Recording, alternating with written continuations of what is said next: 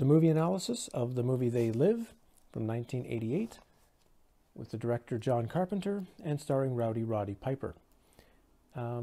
This is a movie that you actually have to ask the question about, was this a science fiction film or was this a documentary, as Rowdy Roddy Piper suggested just before he died? What's also interesting is that I've tried to put this video out 10 times. I have tried to make this 10 times in the last couple of hours today.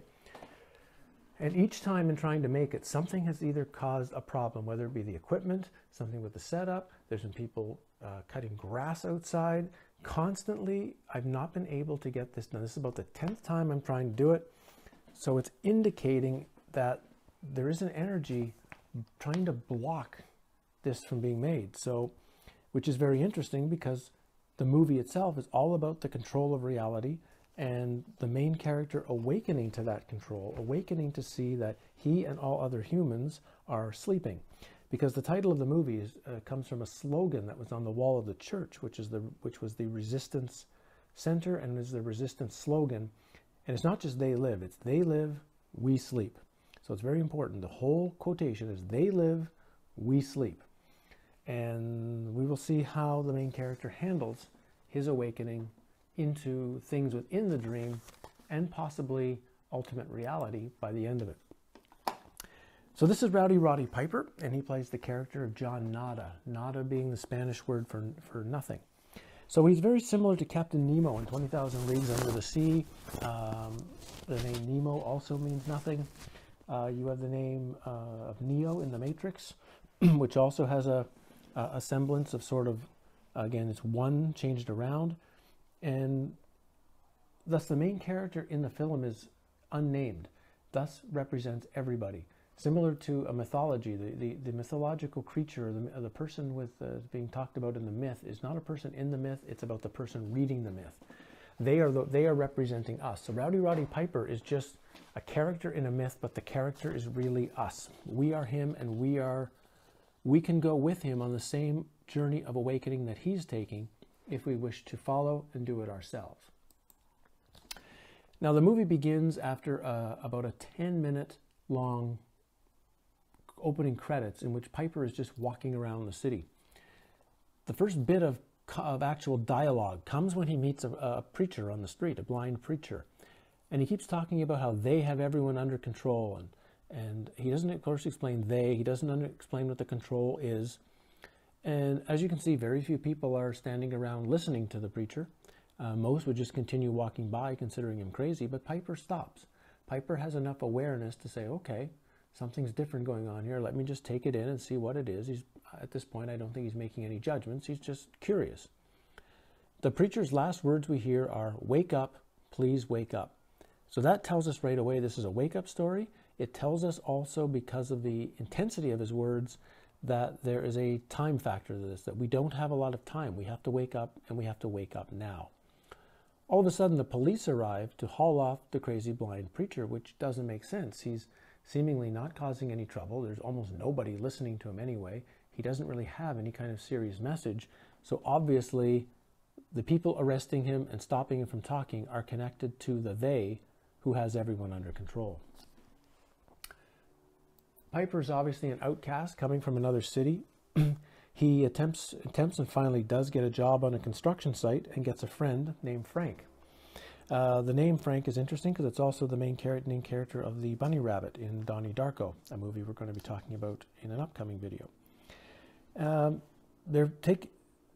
Frank takes Nada back to the village, and at the village, which is obviously a very almost dilapidated tent house, there seems like to have been some sort of massive economic or social depression that has caused a large number of the working class to not even be able to afford homes. That's kind of the impression I think they're giving with this sort of working camp. While they're in the camp, they start watching television. And on the television with some other people, there's a hack. A hacker has broken into the TV broadcast trying to send a message out to people, which includes, "You are locked in a trance." And again, this is an incredible message of the movie, is that we as humans are hypnotized by this external force, and that we don't even know that we are in a trance. It's also interesting that television is one of the easiest ways to indoctrinate and pass on subliminal messages, and a large number of things that are in television programs, the news, anything else that goes on TV is designed to hit the subconscious of the person. So your conscious mind is missing it, your subconscious is picking it up. Piper's still unsure about everything, but he notices that an odd church across the street is just playing a recording of a mass. There's no actual mass going on. And he finds that it's actually a front for the resistance. He's not sure what the resistance is. He just sees this sign that says, they live, we sleep. He finds a box of sunglasses. Soon the church is attacked, the camp is destroyed, but he goes back, grabs the box of sunglasses that he had hidden, and goes onto the street. The movie really begins when he puts on the sunglasses, and it's two of the most important scenes in the movie. One is the sunglasses scene, and the other is the scene with the fight. And with the sunglasses on, he's going to wind up seeing something that he didn't know that he would be seeing. And the sunglasses metaphor is very interesting. It was also a part of the Matrix movie. They were all wearing sunglasses. It's a method, of course, the sunglasses block out sunlight.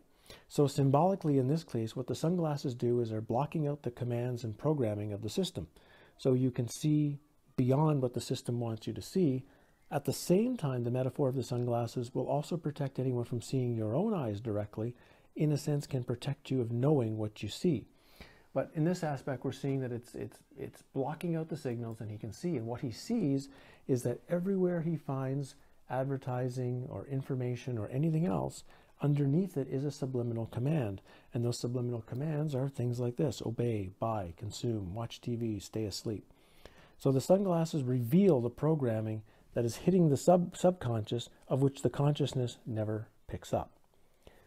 While he's also wearing the sunglasses, he also winds up seeing first person that's not a person. They're described as aliens in the program. He looks more like a robot, but it's the first thing that happens is he sees people that are not people. And in this case, the first thing that the robot type thing says to him is, "What's your problem?" Because he's staring at it. And I think this is kind of it's more of a symbolic statement, not a question, more of a, why are you not in awe or in fear of me like the rest? Piper is somehow looking different than everyone else at him because, of course, he sees. As he goes along, he sees more and more of these people, whether he's out shopping and walking on the street. Finally, one of them somehow recognizes that Piper can know who they are. He says, "I've got one that can see." And that's a very important statement again, because in Carlos Castaneda's teachings, for example, one of the most important steps of your knowing is the process called seeing, being able to see something at a deeper level of reality. They also they call out an alarm by speaking into these watches, which are quite unique because the watches not only provide communication, they also later in the film provide the ability to transport themselves into an underground world. It's also a message that as soon as the dream starts to know that you might be figuring out, that you might be understanding layers of the reality that you're in, Maya, the goddess of this reality, is going to come back and is going to try to stop you. For example, the difficulty I've been having just to try to get this video done today. This is a really good example of Maya fighting back with somebody attempting to reveal something about the dream. Maya doesn't like having anything about its dream state revealed to people. It doesn't take him long to get a headache from wearing the glasses after he sort of escapes from the people who are chasing him. And the headache is symbolic of how difficult truth is to accept for the reasoning mind. And I know myself in many cases when I've had really intense understandings and knowledge that's come to me, I have had days of headaches from it because, again, it's the mind processing that which it can't process. What then comes in the movie is the longest fight scene in movie history. And when I first watched the movie, I thought the fight scene was incredibly stupid because it takes like 10 minutes. It's also hard to understand because he's not fighting the enemy. He's not fighting some alien. He's not fighting someone who's controlling him. He's fighting his best and, in fact, his only friend. He and his friend are beating themselves to a pulp because Piper wants him to wear the sunglasses and Frank won't wear them. it took me many views and to finally understand that the fight is one of the movie's greatest metaphors. I mean, he wants his friend to see he's going to take whatever beating it takes to get Frank to put the sunglasses on. And this is very symbolic to, as soon as we know anything about reality, as soon as we try to go to the closest people around us, friends and family, they're not going to be happy. They're not going to be grateful we brought them this information. They're going to attack us. They're going to fight back. Minds do not want to see that everything that they believed is a giant lie. That's happening right now. If you start to see through what's going on in our current reality right now, which is spiritual warfare, I will make a video on this coming up, but we are in a type of spiritual warfare. And if you try to share that with someone else who's a friend of yours, expect kickback. Expect to have them be like Frank, and they're going to fight you. And you don't have a choice to either back away and not take the punishment, just forget talking to them, or are you going to be like Piper and keep going until, in this case, Frank puts on the sunglasses. And when Frank finally sees, they manage to escape, they get to a rooming house, and now they discuss the world situation there. And now they can discuss the situation because they both can see. They are both, in this sense, awakened. And Piper begins to tell a story which seems like his past, of how crazy his father was. And this scene is also important because Piper is not talking about his own father. His father in this is symbolic of the state, symbolic of the system, symbolic of Big Brother. And he says, a long time ago, things were different. But then he changed. He became evil. So I ran away. But I've got news for him. There's going to be hell to pay because I ain't Daddy's little boy anymore. So this is also important. Piper's now saying he's not going to follow the system anymore. He's not going to do what he's told. He's not going to believe what he's expected to believe. He is going to break free, and he is going to try to live in a free state, away from the programming, away from the dictates of his mind. As the movie starts to reach its conclusion, they wind up getting into an underground world. And in the underground world, they run into a transit point. I was going to talk about this hollow earth theory, but I don't think it's that important. We'll just move on to what you're looking at now. And that's Piper and Frank coming to an elitist party in this underground world. And at the party, the top level humans, the 1%, are being thanked for their help by their alien robot leaders, with promises of being given more money and more importance. And this is also very symbolic, because you have to ask yourself, how does the very small elitist group of people have all the money, and in fact year by year wind up getting more money, more control, more power, and the rest of the people get less power, less control, less money? Things get worse and worse and worse for the average person. This party is highly likely a very unique and correct description of how things are actually run in this current reality we experience. While they're at this party, one of the elitists in a tuxedo comes over to greet them and says, "Oh, you boys are with us now?" Now, I never thought about this, again, closely the first couple of times I saw the movie, but why would an elitist in a tux come and greet these obvious scruffy nobodies who are not wearing fancy clothes and, in a sense, look like they don't really belong there? He must know them, and I realized he does know them. The man in the tux was seen earlier in the movie as one of the men sitting on the couch watching the television when the TV got hacked. And he was discussing how the hacker was crazy. The hacker was saying something wrong. So here we have this member of the elite moving within and living as a disinformation agent within the normal population. So it's also a very interesting metaphor, very rarely picked up. Most people don't notice it. They did give him a very unique, strange, sort of scraggly voice.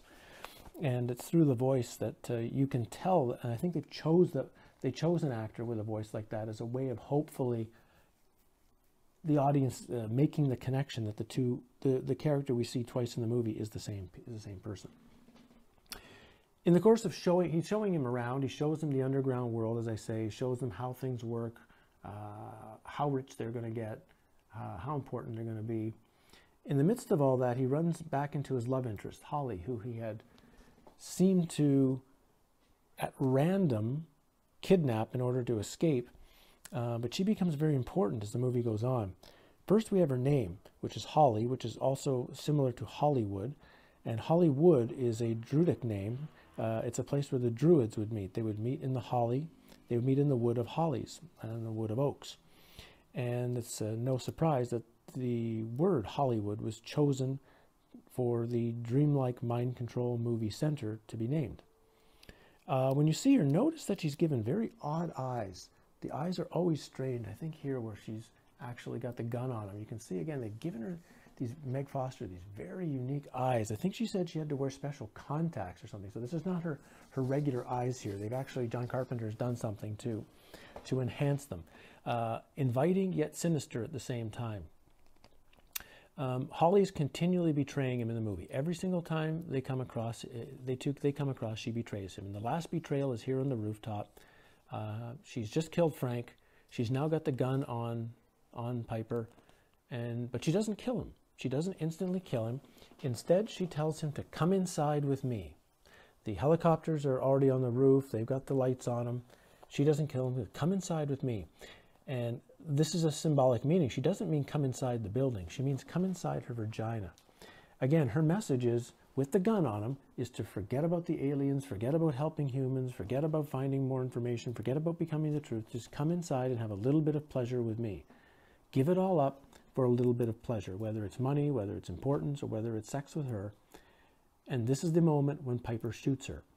And this is extremely important because he's not just symbolically killing the person.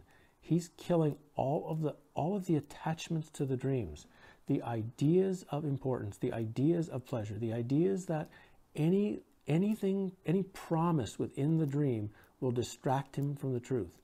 You might say it's at this moment he has become awake. He has decided that the need for truth and the need for doing what's right is more important than any pleasure the dream can possibly give him. Truth is his walking stick from here on out. What's also interesting is at the end of the movie, Piper has shot the transmitter and the signal that is sent out. And if you notice, again, all through the movie, we see these beaming, these signals. And again, that's very unique for today. How many towers do we see in every single place on the earth? What exactly are they broadcasting? What exactly is going out? In this case, in the movie, what they are broadcasting is a very specific covering, a very specific hypnotic signal that allows humans to not be able to see the truth of the controllers. The sunglasses and somehow were blocking out these signals, but this is exactly where they were coming from. He blows up the tower, and as the tower blows, as he winds up dying as he blows up the tower. The police and the helicopters shoot him, but he does blow up the tower. And just as this happens, all of a sudden, the spell is broken by the regular population, and now certain people of the population can be seen as aliens by everybody. And what's interesting is one of the first things that's clicked on is a television. On the television is a reporter saying not to listen to John Carpenter, who is the writer-director of this movie. So very standard to tell you that the system is telling you not to listen to anything that might reveal the system. The reporter also says not to listen to George Romero. He was the director of Dawn of the Dead, who was not making movies about zombies.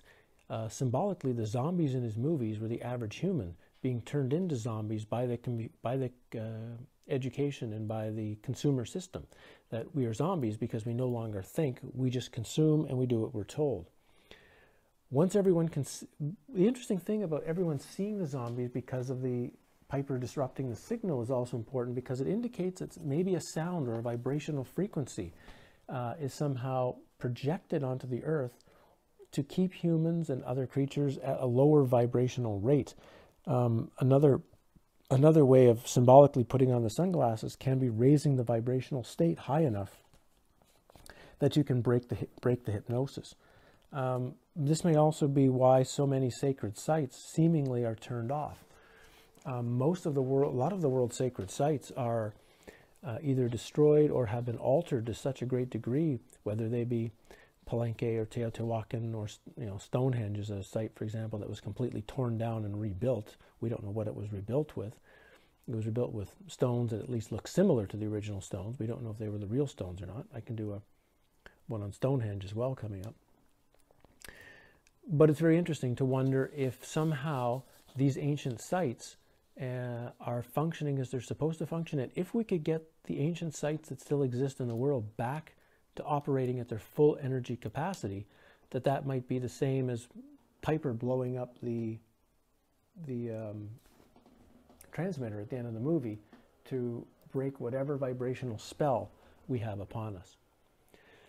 The last thing Piper does in the movie is giving the finger to the helicopter, and this is a symbol, but you have to ask two things. First of all, the symbol gives you have great power when you do it, and you know you've done this a few times when somebody's been driving and they piss you off or whatever. You do get a sense of energy, a sense of power from doing it. But I think there's a second message in here, and that that the symbol is describing oneness. It's not just you can say fuck you to duality because you're revealing oneness, and when you reveal oneness, duality can never trump one. Two is always going to be an error. One is always going to be true. It's interesting. Here I am talking about oneness. Here comes the lawnmower sounds coming back again, trying to disrupt the video right at the most important part. So I'm going to keep talking through it. I'm not going to let it try to stop me here. So he is revealing what is the most important aspect of the movie right here at the end, that he is in some way touching oneness. He's touching absolute reality, and nothing in the dream can affect him. And is reminding, since he is us, remember, we are Piper. We are the ones that are going through his journey of awakening, that it's the same thing. If we can drop our consciousness back into absolute reality and break out of the attachment to duality and attachment to this world, we too will have nothing to fear, as Piper has nothing to fear. Even though he's dying, even though his life is ending, his fear is completely gone. So, that's the movie They Live by John Carpenter. I highly recommend watching it, and I highly recommend you probably have to watch it 3 or 4 times in order to really start to begin to get all the detail, all the depth. It's been set up as kind of a corny, goofy movie at times. Sometimes the acting is really average, and I think that's all a smokescreen to kind of get you from not really asking, how honestly is the movie talking about reality? 100%, 80%, 60%? It's certainly not 0 or 20%. There's certainly a lot about this movie that is describing reality in a very clear and honest way. And you're just going to have to go through it yourself, see the messages, see the symbols, see the information that's here, and decide for yourself how much of this movie is a movie, how much of it is a documentary. We have some movies coming up that I'll be doing in the next few months, including Donnie Darko and American Beauty, showing how they're similar movies. We'll be going through the movies of Stanley Kubrick, or at least 2 or 3 of them, to go through Kubrick's movies and discuss the many things that he's showing in them. And I'll also be looking at the television show Lost to see what Lost was revealing to us, and in fact what Lost could have revealed to us and decided at the end to hide from. So that's what's coming up. Hope you enjoy these movie analysis. I find them very interesting because movies are something we can all talk to, we can all relate to, we can all discuss. Once we've seen a scene in a movie, we can use that as a discussion point. I remember, sorry for going on here, but I remember getting a group of people together, maybe 10 or maybe 15 years ago actually, to watch the movie Pleasantville. And the movie Pleasantville became a fantastic sounding board, a fantastic topic to discuss all sorts of things about the dream and reality and the mind and perception. And we wound up able to have a 2 or 3 hour conversation, long, detailed, really interesting conversation. But first we watched the movie Pleasantville and used that movie as the base of our discussion. And I highly recommend the same thing. These movies are not just something you should just watch alone and work with by yourself. These are great movies. The movies I've listed in Falling for Truth are the ones I'm doing here to get 5 or 10 people together and then watch the movie and have a full and open and deep discussion about what you've just seen and what the movie is presenting, and whether you agree with it, whether you disagree with it, whether there's ways you can go into more detail to find ways to test what the movie's theories are. Are they true or are they false? So we'll leave it there, and we'll catch you with the next analysis.